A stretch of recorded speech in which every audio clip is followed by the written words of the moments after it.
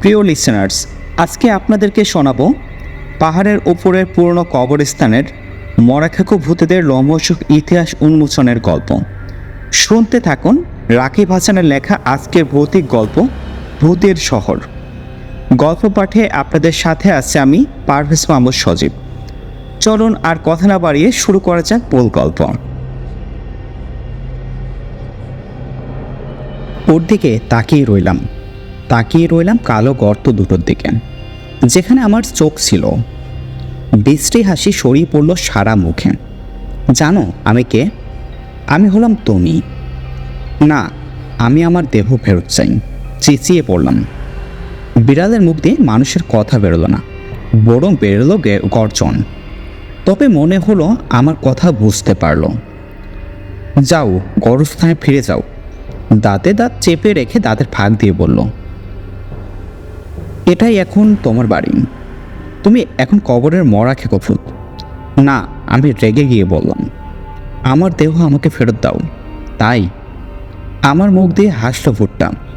এটাকে দেহ বলে? এত রগা শরীর নিয়ে চড়াফড়া করো কী করে? এক বিন্দু শক্তি নাই। এটা আমি চাই না। টান দিয়ে চোখের ওপর থেকে চশমাটা খুলে মাটিতে আছাড় দিয়ে ফেললো, পা দিয়ে মারালো। হাই হাই, আমার চশমা! চেঁচিয়ে উঠলাম। আরে থামো থামো, খাওয়া শেষ করে কি করবো আমি জানো? দাঁত বের করে হাসলো। এখান থেকে বেরিয়ে আরেকটা দেহ খুঁজে বের করব, ভালো শক্তিশালী একটা দেহ। তোমার দেহটা তারপর নষ্ট করে ফেলবো। না, আমি চেঁচিয়ে উঠলাম। লাফ দিয়ে গিয়ে পড়লাম ওর পায়ে। চার পায়ে খামচে ধরলাম। আমাকে আমার শরীর ফেরত পেতেই হবে, ওটাতে ঢুকতে হবে। কিন্তু আমাকে কোনো সুযোগ দিল না ভূতটা। আমার ঘাড় চেপে ধরল, টান দিয়ে তুলে নিল মুখের সামনে।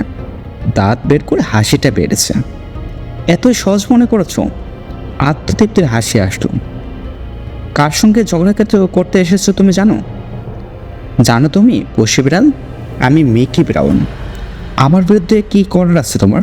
আমাকে ওর সামনে ধরে রেখে ঘাড়ে আঙুলের চাপ বাড়াতে শুরু করলো মরা খেকোটা। চাপ বাড়ছে। প্লিজ, বিড়বিড় করে কোনো মতো বললাম, প্লিজ। আমার গলায় চাপ দিচ্ছে ভূতটা।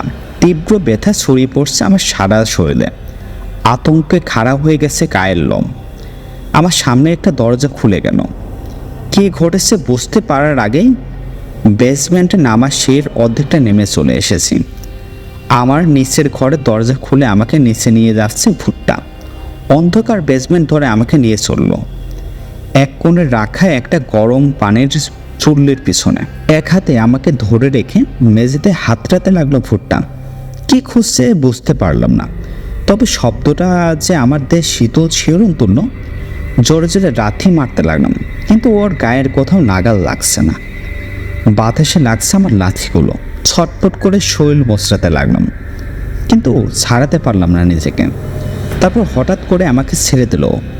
নিচে পড়লাম। চারিদিকে যেন অন্ধকারে ঘিরে রেখেছে আমাকে। চোখ মিটমিট করে উঠে দাঁড়াতে লাগলাম। আবার বুঝলাম আমাকে কোথায় ফেলেছেন। একলা মলাটের বক্সের ভিতরে।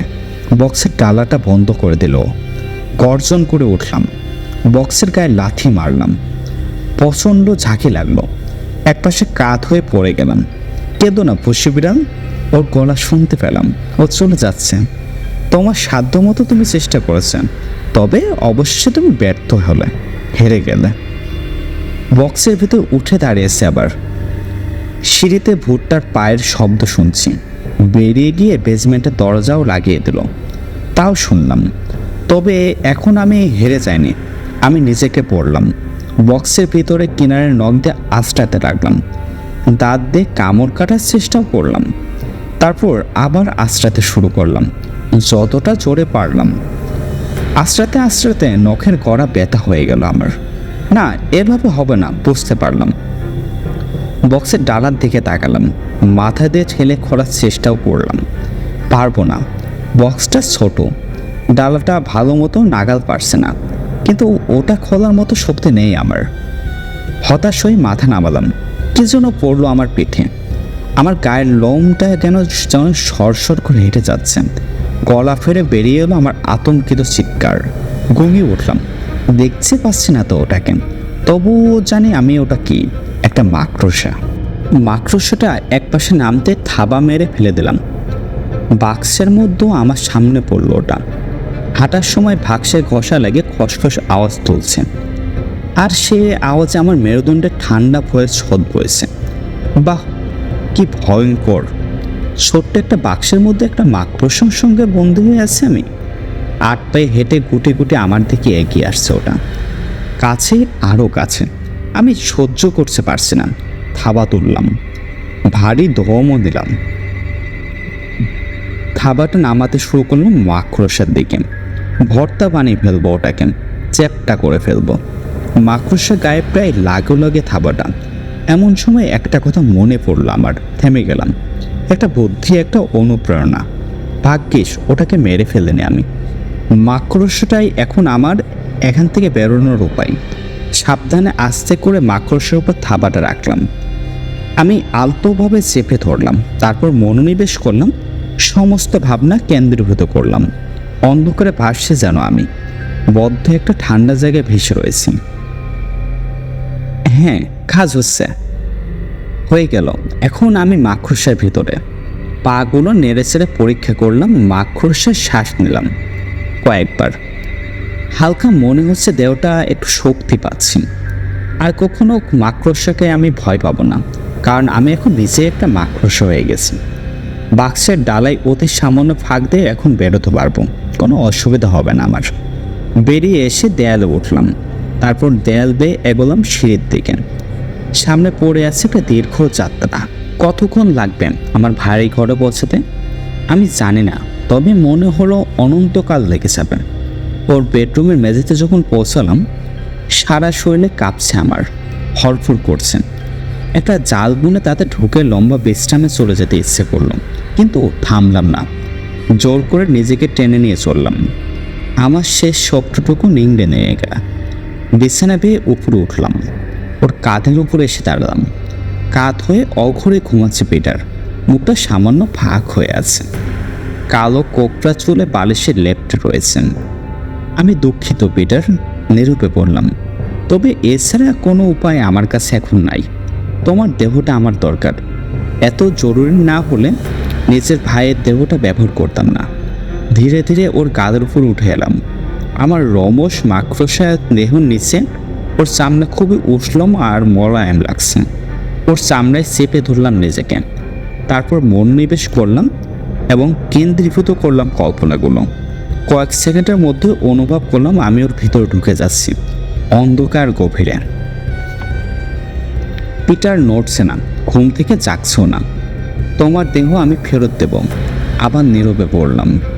আমার শরীরটা দখল করতে পারলেই ফিরে এসে তোমাকে দিয়ে দেব। উঠে বসলাম, কালো চুলে আঙুল চালালাম, পিটারের চোখ মেলে তাকালাম। ও কি ঝামেলাটা না হয়ে গেল, বিড়বিড় করে বললাম মানুষের মুখ দিয়ে, পিটারের কণ্ঠে। আবার আমি মানুষ হয়ে গেছি। লাফ দিয়ে বিছানা থেকে নামলাম। তাল সামলাতে না পেরে আরেকটু হলেই ধাক্কা খেতাম দেয়ালে। অতিরিক্ত ভারী লাগছে পিটারের দেহটা। সাবধান, নিজেকে বললাম। খুদে একটা মাকড়সা দিয়েছিলেন এতক্ষণ, সময় নাও। মাকড়সার তুলনায় দৈত্য এই ভারী দেহটাই অভ্যস্ত হয়ে নাও। কিন্তু না, সময় নেই আমার। মনে পড়ল মরাক্ষকে ভুট্টা বলেছে একটা নতুন দেহ খুঁজে নেবেন, তারপর আমার দেহটা ধ্বংস করে দেবেন। হয়তো ইতিমধ্যেই অনেক দেরি হয়ে গেছে। বেডরুম থেকে দৌড়ে বেরিয়ে এলাম, বারান্দা ধরে ছুটলাম। মা বাবা বলে চেঁচাতে লাগলাম, আমাকে বাঁচাও। বারান্দার মাঝামাঝি এসে থমকে দাঁড়ালাম। রান্নাঘর থেকে শোনা গেল আতঙ্কিত চিৎকার। ঢলতে ঢলতে সিঁড়ি বেয়ে নামতে লাগলাম। হোঁচট খাচ্ছে, শক্ত করে রেলিং ধরে রেখেছি। ভারী দেহটা একটা ময়দার বস্তার মতো লাগছে। রান্নাঘরের দরজার সামনে এসে দাঁড়িয়ে গেলাম। মা আর বাবা দাঁড়িয়ে আছেন, তাদের গায়ে এসে পড়ছে রেফ্রিজারেটরের আলো। আতঙ্কে বিকৃত হয়ে গেছে মুখ, প্রচণ্ড শক পেয়েছেন, হা হয়ে রয়েছেন। মাটিতে ছড়িয়ে থাকা খাবার, ভাঙা কাঁচ, বয়াম, বোতলগুলো দেখছেন। এই কি বেরিয়ে গেল আমার মুখ থেকে। আমার দিকে ঘুরে তাকালো মা। পিটার, কে করেছে এসব? সে কথাই তো বলতে এলাম। বাধা দিয়ে মা বলল, কে করেছে? হ্যান্ডি কোথায়? আমি হ্যান্ডি, পিটারের দেহটা দখল করেছি। পিটার, এটা রসিকতা করার সময় নয়। থমকে উঠলো বাবা। অবস্থাটা কি করেছে দেখছো? আমি রসিকতা করছি না, জোর দিয়ে পড়লাম। আমার কথা শোনো, আমি হেনরি। একটা মরাখেকো ভূত আমার দেহটা কেড়ে নিয়েছে। আমি এখন পিটারের দেহটা নিয়ে চলেছি। উফ, থামো তো, আবার বাধা দিল মা। বাবার দিকে ফিরলাম। এসব দত্ত দানবের সিনেমা দেখতে কত মানা করেছি আমি পিটারকে। আমার কথা শুনবে নাকি শুনবে না?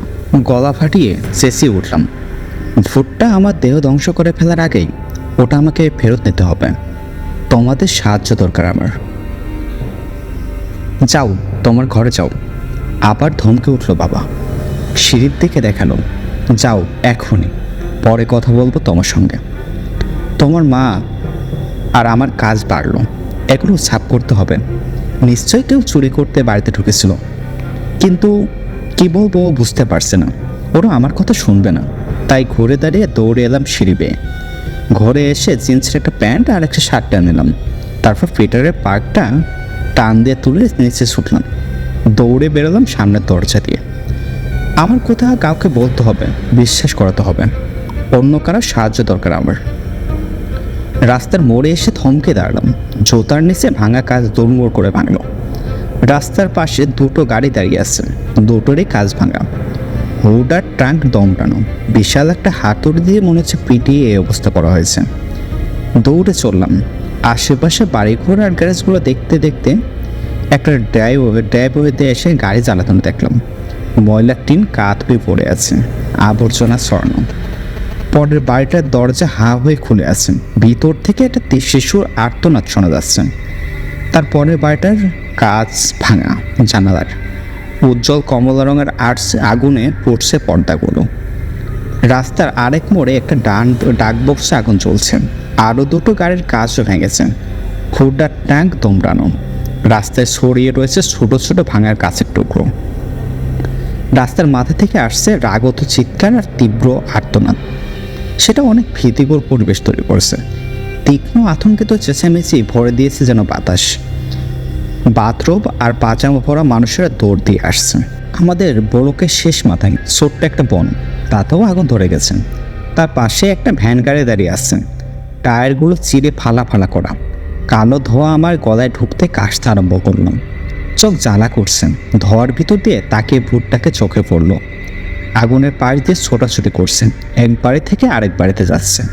সামনে যা পড়ছে সব কিছু ধ্বংস করতে করতে। দূর থেকে সাইরেনের শব্দ ভেসে এলো। চারিদিকে সাইরেন, দমকলের গাড়ির, পুলিশের গাড়ির। দোষটা আমার। আতঙ্কিত হয়ে ভাবলাম সব দোষ আমার। ফলক উল্টে ফেলেছি, ভূতটাকে কবর থেকে বেরোতেও সাহায্য করেছি। ছুটে রাস্তা পেরোতে দেখলাম ভূতটাকে একটা গাড়ির পাশ ধরে ঠেলতে শুরু করলো। অসম্ভব জড়ো ওটার গায়ে। গাড়িটাকে প্রথমে কাত করলো, তারপর সিট করে ফেলবো। বাড়িতে বাড়িতে হইচই চাপি এসে উঠলো খলখল করে। সব দোষ আমার, আমারই সব দোষ। বারবার কথাগুলো ঘুরে ফিরে আসছে আমার মনে। তারপর দেখলাম আমার দেহ দখলকারী ভূতটা একজন দমকল কর্মীকে আক্রমণ করলো। আগুন নিভাতে ব্যস্ত লোকটা। ওর হাত থেকে একটা কোড়াল কেড়ে নিল ভূতটা। এই দাওয়াটা চেঁচিয়ে উঠে কোড়ালটা নিয়ে সামনে এগোলো লোকটা। সাই করে কোড়াল খাওয়ালো ভূতটা। কোপ মারতে গেল, লাফ দিয়ে পেছে গেল লোকটা। রাস্তা দিয়ে দৌড় দিল ভূতটা। রাস্তার পাশে যে একটা টেলিফোনের থামে কোপ মারলো। থামটা কাঠের তৈরি, দুই টুকরো হয়ে গেল সাথে সাথেই। তারপর একটা ডাক বাক্সে কোপাতে লাগলো ভূতটা।